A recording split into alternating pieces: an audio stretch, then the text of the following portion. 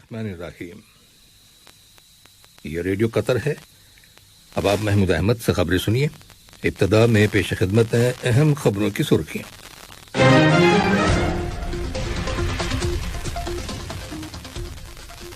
صاحب اسم امیر نے جمہوریہ بلگیریا کے صدر کو ان کے ملک کے قومی دن کے موقع پر مبارکباد کا برقی پیغام ارسال کیا ہے۔ صاحب اسم امیر کو وفاقی جمہوریہ جرمنی کے صدر کی جانب سے ٹیلی فون کال موصول ہوئی ہے۔ نائب وزیر اعظم اور وزیر خارجہ اور یوکرین کے وزیر خارجہ نے روس اور یوکرین کے درمیان جاری لڑائی کی تازہ ترین صورتحال کا جائزہ لیا ہے،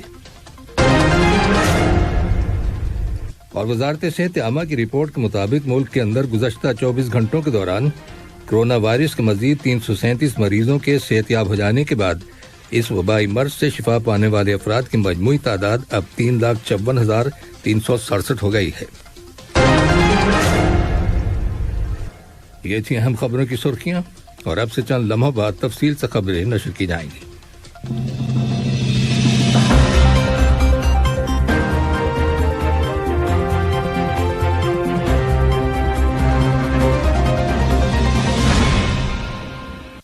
لیجیے اب آپ تفصیل سے خبریں سنیے۔ صاحب اسم امیر شیخ تمیم بن حمد آل ثانی نے جمہوریہ بلگیریا کے صدر رویمن رڈیف کو ان کے ملک کے قومی دن کے موقع پر مبارکباد کا برقی پیغام ارسال کیا ہے۔ نائب امیر شیخ عبداللہ بن حمد آل ثانی نے بھی اس موقع کی مناسبت سے بلگیریا کے صدر کے نام مبارکباد کا برقی پیغام روانہ کیا ہے۔ اسی طرح وزیر اعظم اور وزیر داخلہ شیخ خالد بن خلیفہ بن عبدالعزیز آل ثانی نے جمہوریہ بلگیریا کے وزیر اعظم کیرل پیٹکوف کو ان کے ملک کے قومی دن کے موقع پر مبارکباد کا برقی پیغام روانہ کیا ہے۔ صاحب اسم امیر شیخ تمیم بن حمد آل ثانی کو وفاقی جمہوریہ جرمنی کے صدر فرینک والٹر اسٹینمیئر کی جانب سے ٹیلی فون کال موصول ہوئی ہے۔ دونوں لیڈروں کی بات چیت کے دوران موجودہ علاقائی اور بین الاقوامی حالات کے علاوہ باہمی دلچسپی کے متعدد امور کے بارے میں تبادلہ خیال کیا گیا۔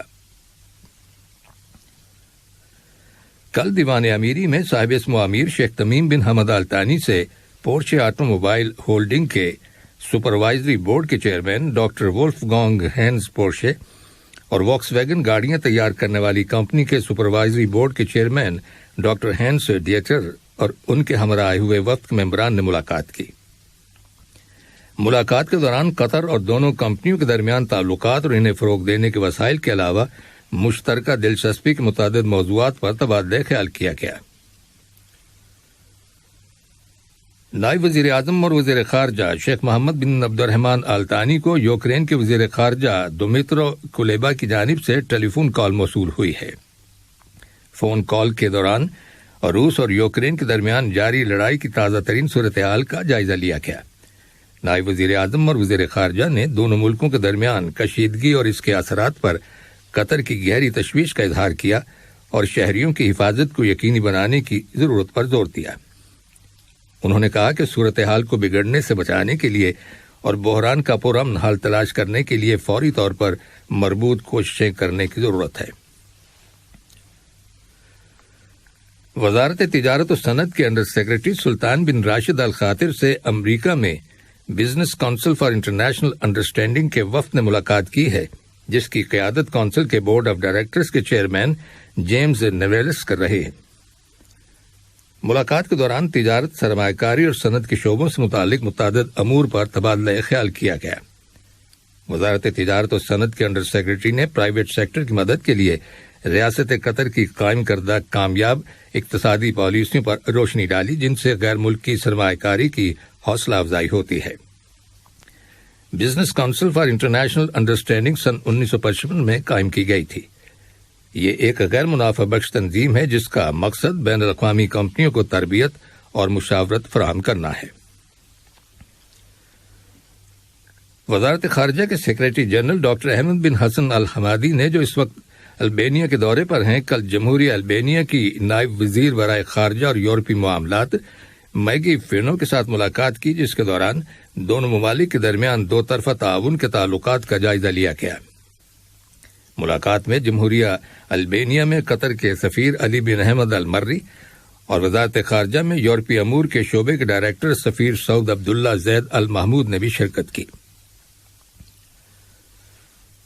قطر کی شورا کونسل کی مالیاتی اور اقتصادی کمیٹی کا کل اجلاس منعقد ہوا، جس کی صدارت کمیٹی کے چیئرمین محمد بن یوسف المانا نے کی۔ اجلاس کی کارروائی کے دوران انفلیشن، کاسٹ آف لیونگ میں اضافے، مہنگائی اور سوسائٹی میں فائنینشیل برڈن یعنی مالیاتی بوجھ میں اضافے کے مسائل پر بحث کی گئی۔ ان مسائل کے بارے میں سوالات اٹھائے گئے اور متعلقہ حکام کو جوابات دینے کے لیے کہا گیا۔ وزارت صحت عامہ کی رپورٹ کے مطابق ملک کے اندر گزشتہ 24 گھنٹوں کے دوران کرونا وائرس کے 181 نئے کیسز رجسٹر کیے گئے ہیں، جبکہ اسی دوران وائرس کے مزید 337 مریض صحتیاب ہو گئے ہیں، جس کے بعد اس وبائی مرض سے شفا پانے والے افراد کی مجموعی تعداد اب 3,54,367 ہو گئی ہے۔ وزارت صحت عامہ کے مطابق نئے کیسز میں 172 کا تعلق لوکل کمیونٹی سے ہے، جبکہ 9 کیسز کا تعلق ان مسافروں سے ہے جو حال ہی میں دوحہ آئے ہیں۔ ادھر کووڈ-19 قومی ویکسینیشن پروگرام کے تحت اس پروگرام کے آغاز سے لے کر اب تک لوگوں کو ویکسین کی 6,03,68,334 ڈوز دی جا چکی ہیں۔ گزشتہ 24 گھنٹوں کے دوران ویکسین کی 13,147 ڈوزز دی گئیں، جبکہ اب تک دی گئی بوسٹر ڈوزز کی تعداد 1,02,63,133 ہو گئی ہے۔ اسی طرح ویکسین کی 2 ڈوزز لینے کے بعد قطر کی ٹوٹل آبادی کے 88% لوگ مکمل طور پر ویکسینیٹڈ ہو چکے ہیں۔ وزارت صحت عامہ نے وزارت تربیت و تعلیم اور اعلیٰ تعلیم اور پرائمری ہیلتھ کیئر کارپوریشن کے تعاون سے ملک کے اندر مارچ کے وسط سے ٹیٹنس، ڈفتیریا اور ووپنگ کف یعنی تشنج، خناق اور کالی کھانسی کے خلاف سالانہ ویکسینیشن مہم شروع کرنے کا اعلان کیا ہے۔ اس مہم کے تحت قطر کے سرکاری اور پرائیویٹ اسکولوں میں جماعت 10 اور 11 کے طالب علموں کو مذکورہ بیماریوں سے بچاؤ کے لیے ٹیکے لگائے جائیں گے۔ یہ مہم ہر سال چلائی جاتی ہے۔ یہ خبریں ریڈیو قطر سے نشر کی جا رہی ہیں۔ یورپی یونین نے یوکرین کے خلاف روسی فوجی آپریشن کی مذمت میں اقوام متحدہ کی جنرل اسمبلی کی جانب سے قرارداد کی منظوری کا خیر مقدم کیا ہے۔ 141 ممالک نے قرارداد کے حق میں ووٹ دیا، جبکہ 5 ممالک نے اس کی مخالفت کی اور 35 دیگر ممالک نے ووٹنگ میں حصہ نہیں لیا۔ یوکرین پر روس کے حملے کے جواب میں روس کے خلاف یورپی یونین کی جانب سے مالی پابندیوں کے بعد جاپان کی حکومت نے روس کے مزید 4 بینکوں کے اثاثے منجمد کرنے کا اعلان کیا ہے۔ اس سے پہلے یورپی یونین نے روس کی تجارت اور رقوم کی منتقلی میں رکاوٹ پیدا کرنے کے لیے سوئفٹ کے نام سے معروف انٹرنیشنل پیمنٹ نیٹ ورک میں شامل روس کے 7 بینکوں کو خارج کرنے پر اتفاق کیا تھا۔ ٹوکیو حکومت پہلے ہی روس کے 3 دیگر بینکوں کے اثاثوں کو منجمد کرنے کا اعلان کر چکی ہے۔ روس پر جاپان کی پابندیوں کا اطلاق 2 اپریل سے ہوگا۔ جاپان کے وزیر خارجہ شونیچی سوزوکی نے ایک بیان میں کہا ہے کہ جاپان یورپی یونین کے فیصلے کی حمایت کرتا ہے اور وہ اس کے ممبر ملکوں کے ساتھ مل کر ان پابندیوں کو مکمل طور پر امپلیمنٹ کرنے میں مدد دے گا۔ ادھر عالمی بینک نے بھی روس اور بیلاروس میں اپنے تمام پروگراموں کو فوری طور پر روک دینے کا اعلان کیا ہے۔ ایک بیان میں عالمی بینک نے کہا ہے کہ اس نے سن 2014 کے بعد سے روس کے لیے کسی نئے قرض یا سرمایہ کاری کی منظوری نہیں دی۔ اسی طرح سن 2020 کے وسط سے بیلاروس کے لیے کسی نئے قرض کی منظوری نہیں دی گئی۔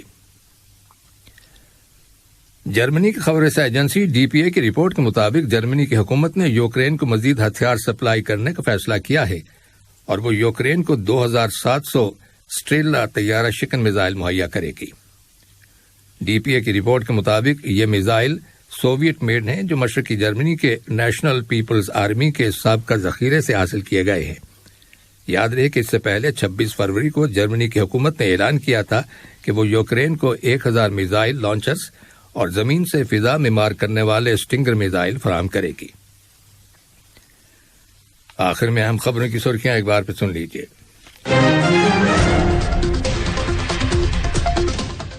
صاحب اسم امیر نے جمہوریہ بلگیریا کے صدر کو ان کے ملک کے قومی دن کے موقع پر مبارکباد کا برقی پیغام ارسال کیا ہے۔ صاحب اسم امیر کو وفاقی جمہوریہ جرمنی کے صدر کی جانب سے ٹیلی فون کال موصول ہوئی ہے۔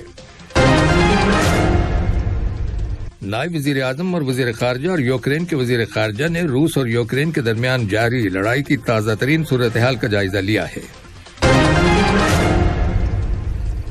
اور وزارت صحت عامہ کی رپورٹ کے مطابق ملک کے اندر گزشتہ 24 گھنٹوں کے دوران کورونا وائرس کے مزید 337 مریضوں کے صحت یاب ہو جانے کے بعد اس وبائی مرض سے شفا پانے والے افراد کی مجموعی تعداد اب 3,54,367 ہو گئی ہے۔ ریڈیو قطر سے خبروں کا آج کا پہلا بلیٹن ختم ہوا۔